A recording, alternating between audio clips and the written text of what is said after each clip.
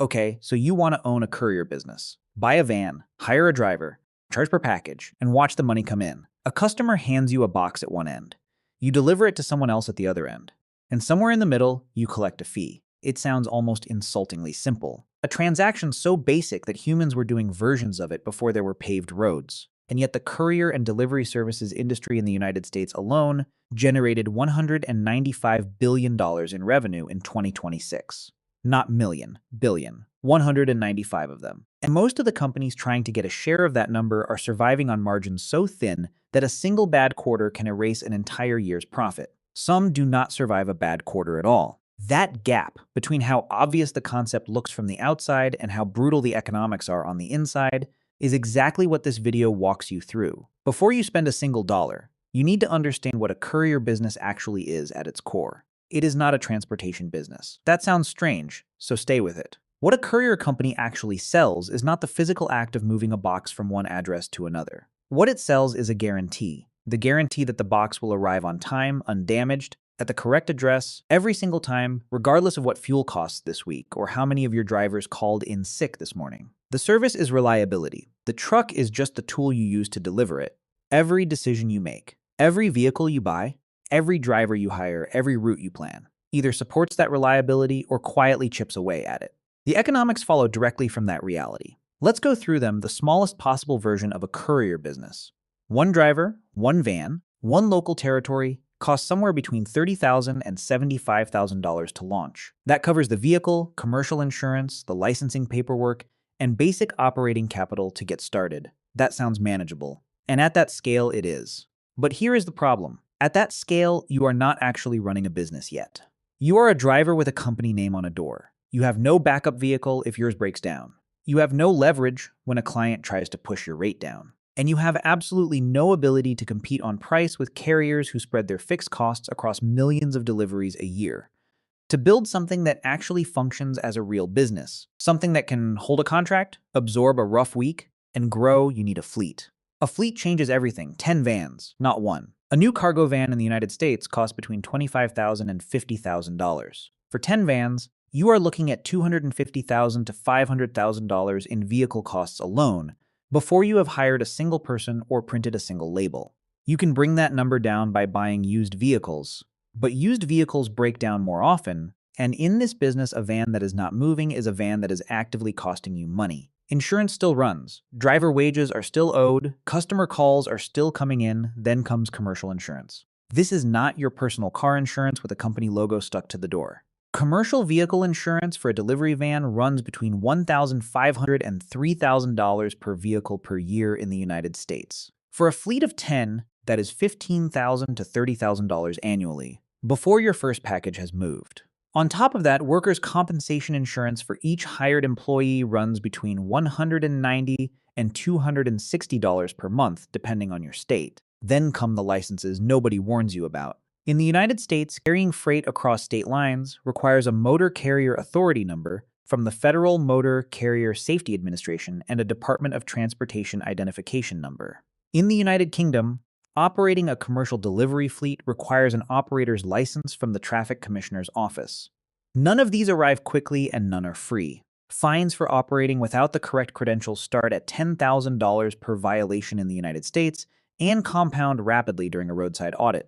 So before your first driver leaves your depot, before a single package has moved, you have spent somewhere between $300,000 and $600,000 on vehicles, $15,000 to $30,000 on commercial insurance, and several thousand more on licensing and compliance requirements. And you still have not paid a single salary. That is the cost to exist in this business. Now let's talk about the cost to actually operate. The single largest recurring expense in any courier operation is not fuel. It is not rent or lease costs. It is people. Delivery drivers in the United States currently earn between $18 and $25 per hour at entry-level positions with independent and mid-sized operators. That number looks manageable until you account for what it actually costs to put one driver on the road. Add overtime because packages move on Saturdays and on days the rest of the country is at home with their families. Add payroll taxes. Add workers' compensation contributions. Add employer contributions toward health insurance. Because if you don't offer it, your most experienced drivers will leave for a carrier that does, And driver turnover in this industry is one of its most destructive ongoing costs. Training a replacement driver costs weeks of time and generates elevated failure rates until they know the routes. By the time you account for all of it, an $18 per hour driver costs you somewhere between $25 and $30 per hour in fully loaded labor costs. For 10 full-time drivers working a standard 5-day week, that adds up to roughly $250,000 to $300,000 per year in labor costs alone. And that only covers drivers. It does not include your dispatcher, your back office administrator, your fleet mechanic, or the person handling customer complaints at 9 in the evening when a delivery has gone wrong.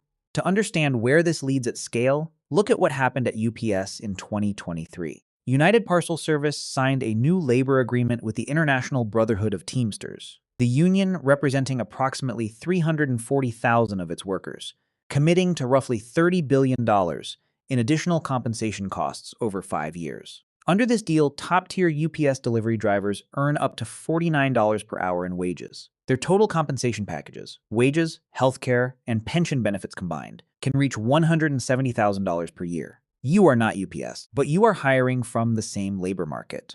Every experienced driver who considers working for you is simultaneously aware of what the alternative looks like, and the alternative looks like $170,000 a year. After labor comes fuel, the expense that follows your business everywhere, every single day, completely outside your ability to control. Fuel typically represents between 15 and 25% of total operating expenses for a delivery operation. Across a fleet of 10 vans running full daily routes for 50 weeks a year, every single dollar increase per gallon in diesel adds tens of thousands of dollars to your annual costs. The large carriers long ago built a mechanism to protect themselves from this volatility. It is called a fuel surcharge, an additional percentage fee attached to every shipment, adjusted weekly based on the national average diesel price published by the United States Energy Information Administration.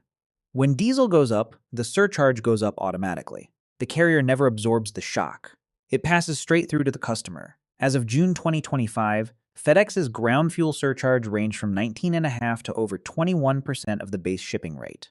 UPS was at a similar level. UPS's own 2025 annual report noted that surcharge revenue increased by $282 million due to what it called revenue quality actions, meaning those surcharges are no longer just cost recovery tools. They are profit mechanisms. Most small courier operators don't use them. They quote a flat rate, lock in a contract, and silently absorb the pain every time diesel prices move upward. This is one of the most expensive and most common structural mistakes an independent operator makes. Then comes the cost that almost never appeared in any startup plan: failed deliveries. Here is the exact sequence. A driver pulls up to a house. Nobody answers. The package requires a signature for a high-value item. The driver cannot leave it. The package goes back in the van, back to the depot where it is scanned in, stored overnight, and re-attempted the next day. Burning fuel twice, consuming driver time twice, generating zero revenue either time. The average cost of a single failed first attempt delivery in the United States is $17.20. Approximately 8% of first attempts fail nationally, and in segments involving signature-required or high-value goods, that rate climbs to 20%.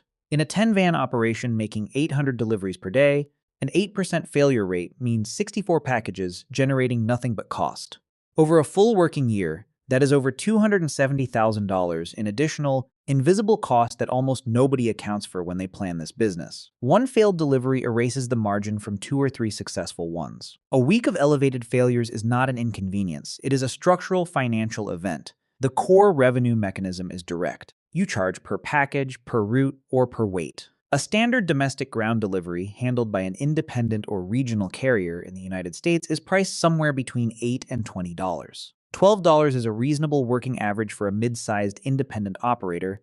10 vans, each completing 80 deliveries per day, 800 deliveries daily. At $12 per delivery, that is $9,600 in daily gross revenue. Over a standard working year of 250 operating days, approximately $2,400,000 in annual gross revenue.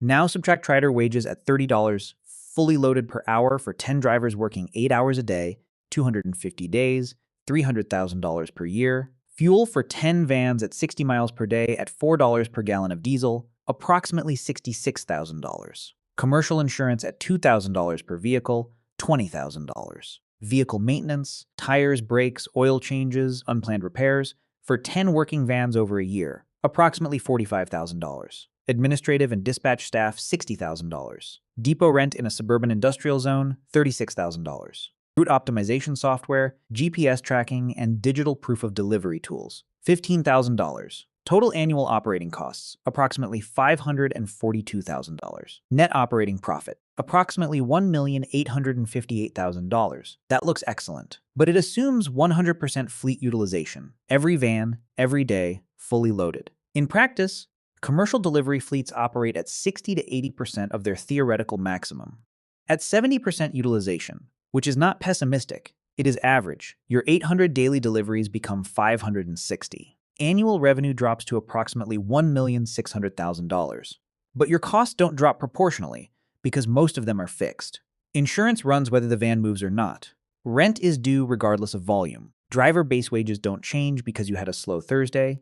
Your margin has shrunk significantly, and nothing has gone wrong yet. Here is where courier economics become genuinely dangerous. The costs are largely fixed. The revenue is not. And the most important inputs to your financial model are completely outside your influence. Fuel is the clearest example. Between January and June of 2022, the national average diesel price in the United States rose from $3.78 per gallon to over $5.80, a 53% increase in 6 months. Operators without fuel surcharge clauses in their contracts absorbed that cost entirely. Many ended that year with no profit at all. Then there is the seasonal problem. Holiday quarter shipping volumes regularly exceed annual baselines by 25 to 30%. Handling that extra volume requires leased vehicles, temporary drivers, and extended shifts, costs you must pay before the revenue arrives. And if your depot falls behind and packages miss their promised delivery dates, you do not just lose those shipments, you lose the contracts. Some of them permanently. UPS and FedEx both apply demand surcharges during peak season, additional fees layered on top of their base rates. In the 2025 to 2026 holiday season, UPS charged between 40 cents and over $2 per standard residential package, with oversized items attracting charges of $90 or more per piece. These surcharges protect their margins during the year's most expensive operating period. Small operators generally absorb those costs instead.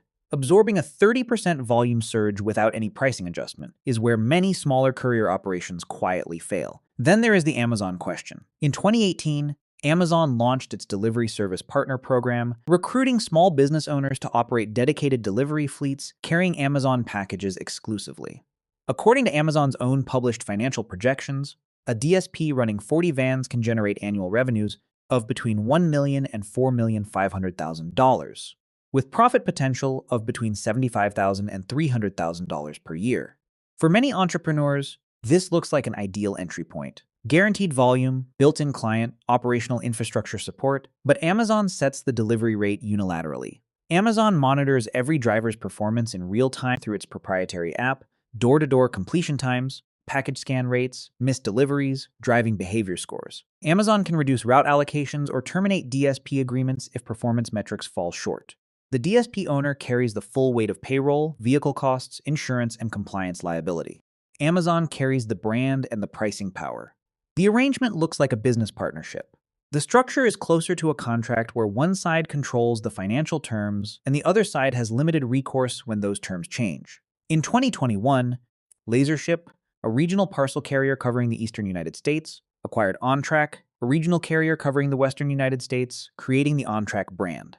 The combined company was positioned as the first genuine national alternative to FedEx and UPS. The logic was sound. Two proven regional networks, together offering coast-to-coast coverage, competing for e-commerce shipping contracts both carriers had largely monopolized. By 2023, the merged entity was struggling visibly.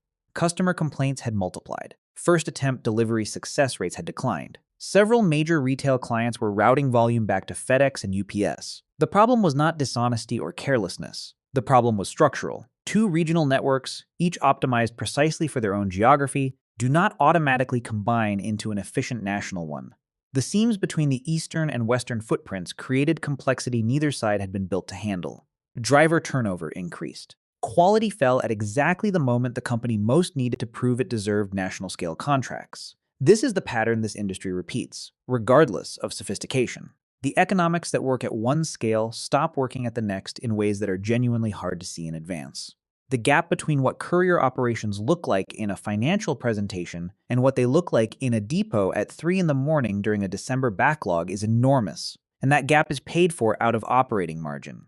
In the autumn of 2021, the United Kingdom experienced what the logistics industry now calls its supply chain crisis, a convergence of pressures that had been building for years and arrived simultaneously. The pandemic had disrupted HGV driver training and licensing pipelines throughout 2020 and 2021, with roughly 25,000 fewer people passing heavy goods vehicle tests compared to the year before. Brexit had resulted in the departure of approximately 16,000 European Union drivers who had previously worked legally in Britain. And the existing driver workforce was aging. The average HGV driver in the UK was 51 years old, with more than half the workforce aged between 50 and 65. At the peak, the Road Haulage Association estimated the UK was short of over 100,000 qualified heavy goods vehicle drivers. Petrol stations ran dry. Supermarket shelves emptied midweek. The British government deployed nearly 200 military tanker personnel to deliver fuel. Average HGV driver salaries in the UK rose from approximately £32,500 per year in 2020 to around £44,000 by 2025, a 35% increase, driven almost entirely by the structural shortage in available drivers. Companies that had signed fixed-rate delivery contracts months before the crisis found themselves fulfilling those contracts at a loss. The cost of the labor and fuel required to execute each delivery had surged sharply.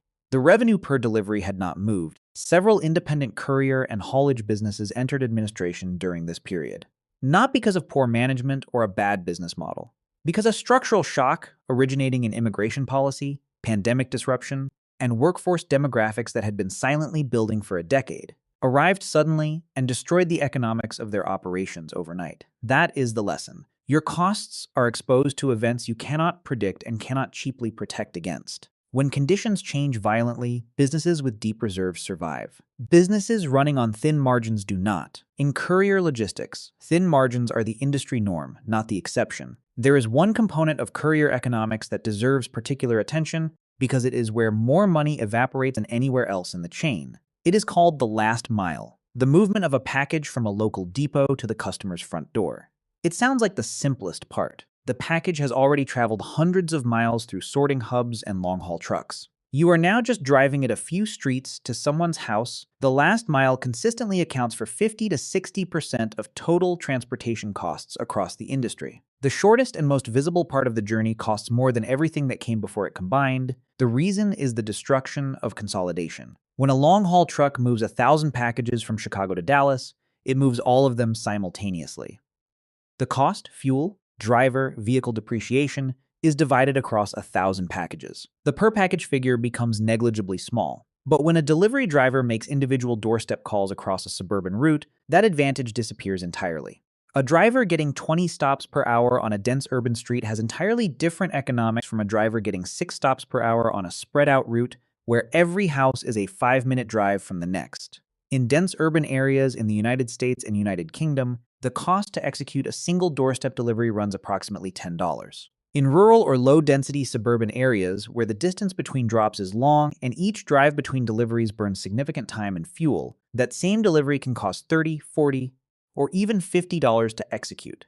If you are charging $12 and it costs you $50 to deliver, you are not running a courier business. You are subsidizing your customers' shipping costs with your own money. The only solution is density. You need enough packages going to enough addresses in a tight enough geographic area to keep your drivers continuously in motion. No long drives between stops, no backtracking, no dead time.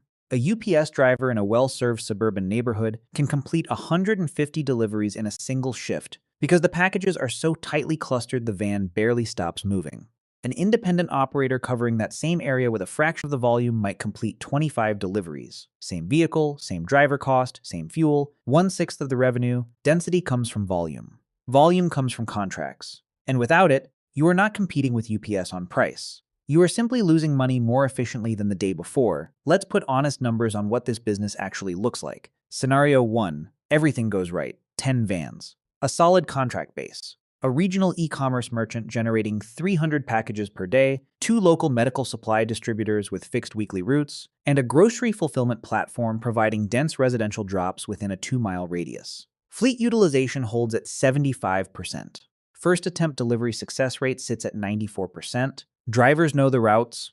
Customers receive notification calls before the van arrives, and your reattempt rate is below industry average. A fuel surcharge clause is built into every client contract on day one, indexed to the weekly EIA diesel price. When fuel goes up, the surcharge adjusts. You don't absorb the shock. Annual gross revenue at 75% utilization. Approximately $1,800,000. Annual operating costs, wages, fuel, insurance, maintenance, rent, technology, administration. Approximately $1,100,000. Net operating profit, approximately $700,000. Initial capital outlay, vehicles, licensing, insurance setup, and 3 months of working capital, approximately $500,000. At $700,000 in annual profit, that investment is fully recovered in under 9 months. Every subsequent year at the same operating performance is profit building on top of a paid-off foundation. This is a genuinely successful independent courier business. Scenario 2. The realistic version, same 10 vans, same drivers. This time the environment changes. Diesel prices jump 30% over the summer because of international energy market disruption. 2 of your 3 major contracts have no fuel surcharge clause because clients pushed back during negotiation and you agreed to fixed rates. Your largest client, the e-commerce merchant, reduces weekly volume by 40% because their online sales slowed and they are working through excess inventory. Your failed delivery rate climbs to 13% as 3 new drivers hired in the spring are still learning the routes, generating reattempts at $17.20 each. 1 van needs a complete engine overhaul, $12,000 entirely unplanned, drawn from your operating cash. A driver sustains an injury during a delivery, and your workers' compensation insurance premium increases at renewal, adding another $12,000 to your annual insurance bill. Annual gross revenue at reduced volume, approximately $1,100,000. Annual operating costs, accounting for the fuel increase on unprotected contracts, the reattempt burden, the emergency repair, and the insurance increase, approximately $1,060,000. Net operating profit, approximately $40,000. The difference between a good year and a bad year in a 10-van courier operation is $660,000. Same fleet, same drivers, same routes.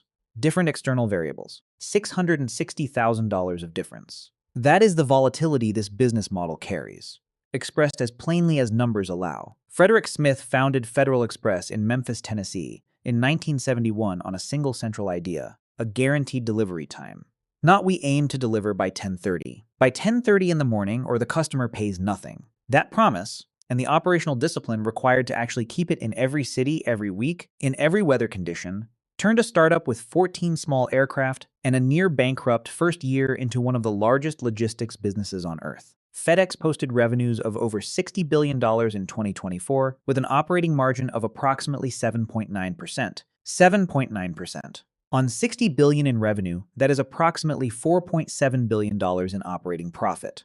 But it also means that 92.1 cents of every dollar FedEx earns goes straight back out to pay for the fleet, the fuel, the labor, the sorting hubs, and the infrastructure required to keep that 10:30 promise every single morning. The lesson is not that you need cargo aircraft to compete in this industry. The lesson is that this business does not reward the operator who moves the most packages. It rewards the operator who moves packages reliably, every delivery, every day, and who has built enough structural discipline into their operation to keep doing that when the external environment makes it significantly harder. The van is not the business.